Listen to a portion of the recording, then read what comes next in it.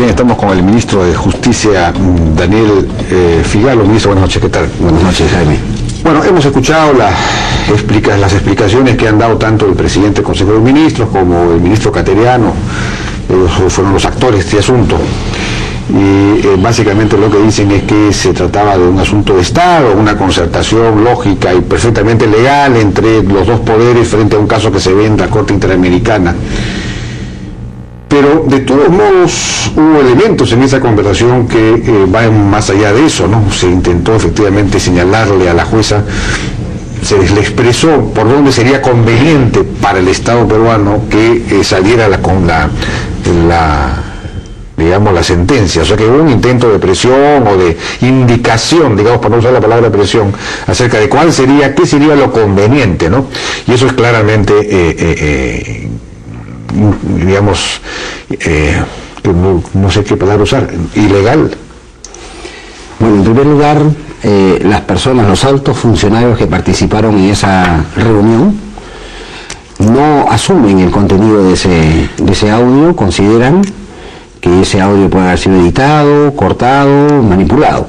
Eso ya lo han dicho todos los que han participado en esa reunión. Es un audio que proviene precisamente de una interceptación de la comunicación y ha sido colgado, como todos sabemos, en YouTube, ¿no? Y el tránsito entre lo que sucedió en esa reunión y lo que se propaga a través del audio puede tener muchísimas diferencias. Entonces, los que han participado, los altísimos funcionarios que han participado en esa reunión, no consideran apropiado el contenido del audio y cómo ha sido, digamos, puesto a disposición de la comunidad en primer lugar. Hay unas frases que son inevitables. Bueno, se puede cuestionar, claro, además el origen legal del audio, pero hay unas frases que son clarísimas, ¿no? Bueno, yo no he encontrado ninguna frase así clarísima, fíjese. Aquí el tema que creo que hay que insistir, que es trascendental, es el siguiente.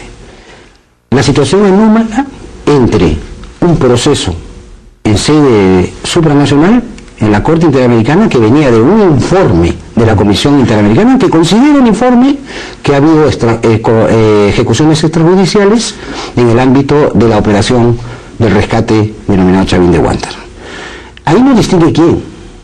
Dice que ha habido ejecuciones extrajudiciales y que se ha afectado la comisión. La comisión dice eso. La comisión dice eso y que se ha afectado las garantías judiciales porque no se ha defendido bien a las víctimas, porque no ha habido un debido proceso en sede nacional, porque la jurisdicción militar intervino cuando no debería haber intervenido, etcétera. Es más, ¿quiénes están involucrados en ese proceso en realidad como Estado?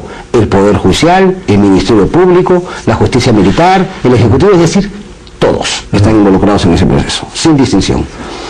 Ese informe se produce y gatilla el caso ante la Corte Interamericana. Actúa como denunciante, digamos, como el que presenta el caso a la Corte Interamericana, a la Comisión. ¿Y qué sucede ahí? La Comisión, la Corte corre traslado a las víctimas, a los abogados de las víctimas, para que en 2 meses presenten sus alegaciones, un escrito especial. Y después lo presenta ya con todo al Estado peruano, que en este caso, el que está a cargo de la defensa es el Ministerio de Justicia y Derechos Humanos, precisamente. Entonces, esto se produce en paralelo con un juicio oral que está investigando cómo es que se produjeron esos hechos a propósito del caso contra Vladimiro Montesinos y otros. En ambas situaciones se tiene que determinar un elemento trascendental que es base para las dos situaciones: si hubo o no ejecuciones extrajudiciales. En uno se iba a determinar quién había dado la orden, en el otro, indistintamente, si hubo o no, independientemente si hubo orden, si hubo o no ejecuciones extrajudiciales. De ahí que se produce esta situación especial y tiene que entrar el Estado en conjunto a defender en el escenario de la Corte Interamericana, que es muchísimo más amplio que el de la sede nacional. ¿Y qué se produce en ese momento? Se produce, por ejemplo, una situación muy peculiar. Primero, la reunión de todos los actores políticos en pro de la defensa de los comandos Chavín de Huántar. Estamos hablando en sede internacional, que no tiene distinción alguna, y que precisamente también denuncia al proceso militar en donde también se habían absuelto los Chavín de Huántar. También se denuncia la nulidad de ese proceso. Entonces estaban involucrados Todos nos unimos, sale una resolución suprema 01-2012 de JUS, en donde involucra a muchos agentes y además a los representantes de los partidos políticos que tienen representación en el Congreso. Sostuvimos reuniones, el ministro sostuvo reuniones con ellos para explicarles cómo era el elemento estratégico para poder llevar a cabo una defensa adecuada en sede nacional. Y uno de los elementos importantísimos era ver, auditar, chequear, transferir información a la sede interna, que también iba a anunciar cómo se habían producido los hechos en el juicio penal interno. Entonces, inevitablemente tenía que haber esa transferencia de información. Pero aquí lo que no se entiende es, porque toda la conversación en los audios gira solamente en torno al caso de Tito, el señor Cruz Sánchez, ¿no es cierto? Que es el único que aparece con una sola bala, etcétera, en otro sitio, con el que sí probablemente hubo una ejecución extrajudicial en ese caso. Es el único que se menciona, y respecto de él se discute y se dice, oiga, pero lo mejor sería pues que no hubiese habido ejecución extrajudicial en ese caso, y si la hay, que no haya, en fin, una cadena de mando que lo ha no haya sido una cuestión de Estado. Pero este señor Tito no fue asesinado, si es que fue ejecutado extrajudicialmente por los comandos, sino por el coronel Zamudio, que también está siendo imputado. A él sí se lo ha imputado, este tipo está prófugo, y el coronel Zamudio no tiene nada que ver con los comandos. Entonces, ¿por qué tanta preocupación por, digamos, ahí hay un problema, ¿por qué tanta preocupación por el caso de Tito, si es que este señor no fue ejecutado por los comandos? Y si la justificación de esto es preocupémonos por salvar a los comandos, o por respetar el hecho de que ellos no tuvieron nada que ver, ellos en ese caso no tuvieron nada que ver. No, precisamente, es muy complejo esta situación, voy a tratar de ser lo más claro posible, pero los comandos, ¿cómo estuvieron involucrados en su procesamiento en sede interna? Un primer momento hubo una discusión, es que si es que este asunto de los comandos debería haber sido visto en sede de la jurisdicción militar o en sede de la jurisdicción ordinaria. Eso fue un primer elemento trascendental. Ese asunto de la competencia del fuero militar, sí, sobre ese tema está siendo también cuestionado en sede supranacional. Yeah. Es decir, en sede supranacional abre todo, jala todo, la idea es jalar todo de nuevo e involucrar a los comandos, precisamente porque consideran que ese juicio en sede militar y todo lo que después se produce no tiene efectos para la determinación. Pero en ese juicio actual se incluyó esos casos que habían sido vistos en sede militar, el caso de estos 12 emerretistas que APRODE sostiene que fueron también ejecutados extrajudicialmente, y eso en primera instancia, en este mismo proceso, ya en fuero civil, un fuero penal civil, digamos, se descartó que hubiese habido, en esos dos casos, clarísimamente, ahí no había habido ejecución extrajudicial, porque queda claro de los hechos que mueren en enfrentamiento. Bueno, permíteme, Jaime, pero sé que eso sí fue finalmente... Pero esa no era la posición del fiscal y de los dictámenes fiscales. Cuando se produce precisamente la acusación y la denuncia, no era la posición de los fiscales. Los fiscales abren el caso considerando que Peceros y Meléndez también habían sido ejecutados extrajudicialmente. Bueno, esa es la labor del fiscal. Bueno, y precisamente hay un elemento trascendental, como se dará cuenta. Fue descartado en primera instancia por los jueces. En primera instancia es precisamente por la sala de Rojasi. Claro. Precisamente, ¿no? Y lo que pasa es que esa sentencia no la teníamos en el momento para presentar la defensa en el sistema supranacional. ¿Cuándo es que se presenta la contestación según los tiempos en sede supranacional? En agosto. ¿Cuándo sale la sentencia presidida por la sala presidida por la doctora Rojasi? En octubre.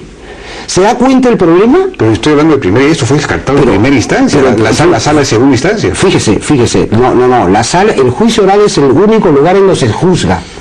Ese es el espacio en donde se determina el juicio.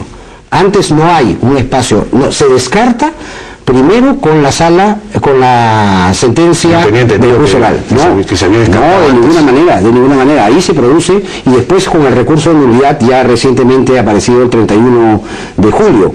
No. Entonces, ¿qué sucede? ¿Se da cuenta usted cómo el hecho? Porque en la conversación se habla solamente de Tito, no se habla ni de Meléndez ni de Peceros. Vuelvo a decirle, primero los autores de esa reunión y los partícipes consideran que descartan, ¿no?, la legalidad de esa conversación en torno a cómo se ha producido, cómo se puede haber editado esa conversación. Eso es un descarte trascendental, eso es en primer lugar. Pero lo importante acá es si la reunión era una reunión legal o no, si se debía o no coordinar. Y si se debía coordinar precisamente por eso. El hecho que está siendo investigado es un hecho investigado tanto en sede interna como en sede supranacional. Claro, y el hecho va a ser uno. ¿Cómo justificar, sin embargo, que...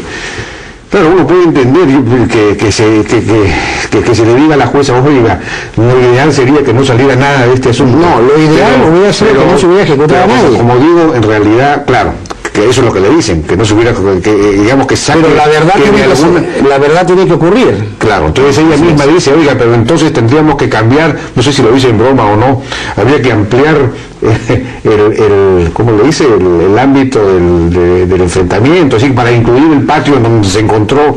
Ella misma, creo que responde con una cierta sorna, ¿no?, a estas insinuaciones de que, digamos, se sentencia en el sentido de que no hubo ejecución extrajudicial.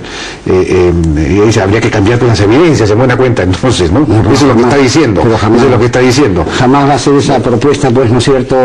Lo que hace el Ejecutivo... Por eso es una conversación en la que en buena cuenta se discute la posibilidad de cambiar, de orientar una sentencia. Esa es la cosa. Pero veamos, ¿no? ¿Qué debería pasar? ¿Cómo deberían ser las cosas? Las cosas deberían llevarse así. Las denuncias que se llevan ante el sistema interamericano tienen que esperar que los asuntos aquí culminen, si están iniciados y se están moviendo. Sí. Si no hay nada, si el Estado no está haciendo nada, se puede entender que la lenidad del Estado, ¿no es cierto?, provoque una intervención del sistema interamericano. Pero en este caso, estaba el juicio en marcha. Esa es otra cosa. Entonces, esa es una defensa formal ante la Corte. Digo, señor, ¿usted por qué? Pero esa es la defensa que hicimos. ¿Usted por qué? Así comenzamos. ¿Para qué se meten en el contenido de la sentencia? No, es que no había sentencia, compréndame, y para que comprenda el público. No, pues claro, no había, pues, estaban tratando de y ya teníamos el caso en la Corte. Tenemos el caso en la Corte, tenemos que presentar una respuesta en la Corte. Tenemos que decir cuál es nuestra defensa en la Corte. Pero ustedes, ¿por qué querían ir con una sentencia en determinado sentido? Esa es la pregunta. No, queremos ir con una sentencia. No, bueno, se tiene que ir con una sentencia y no se podía producir. Bueno, el diálogo muestra claramente que había una idea, ¿no? Incluso hasta el propio San Martín lo dice, ¿no? Por ahí... No. Aquí hay elementos... Desde luego dice, en clave internacional, basta que se diga que hubo crimen, en fin, que hubo ejecución para que el Estado se hunda. Entonces le dicen claramente a la... Eso se escucha, ¿no? Le dicen a la jueza, oiga, si usted va a sacar que hubo una ejecución extrajudicial, el Estado va a quedar muy mal, ¿no? Eso es bueno, claro, es una cosa... es humano, y tiene sentido desde el punto de vista, no sé, de la defensa de los intereses del país. Pero claro, se está violando un principio de interferencia y que la jueza, por otro lado, lo que sí sirve esto es para rescatar la independencia del Poder Judicial, eso me parece la gran noticia, porque la jueza, a pesar de que fue destituida, no hace caso de estas recomendaciones y sí establece en la sentencia que hubo ejecución extrajudicial, aunque sí acogería, digamos, el hecho de que no había habido... Jaime, yo debo decir, el asunto es transferencia de información en línea estratégica, no es que se producen recomendaciones. Lo que sucede es lo siguiente: nosotros, cuando defendemos en sede supranacional, tenemos que ir respecto de unos hechos, tenemos que probar también unos hechos que se nos atribuyen como ciertos, de parte del informe de la Comisión. Pero esos hechos se terminan de dilucidar al final y al cabo en sede judicial penal. Pero sin embargo, no podíamos ir con la sentencia porque estaba el juicio en marcha y ya teníamos que responder. ¿Qué hacemos? Tenemos que decir, bueno, todos los elementos necesarios para determinar cómo ocurrieron los hechos en la búsqueda de la verdad, llevar y trasladar esos elementos a la sede nacional. Pero si el argumento era sencillamente, oiga, señora Corte, por decirlo, por usar parafrasear una salsa, oiga, ¿por qué ustedes nos están interpelando si es que este proceso está recién en desarrollo?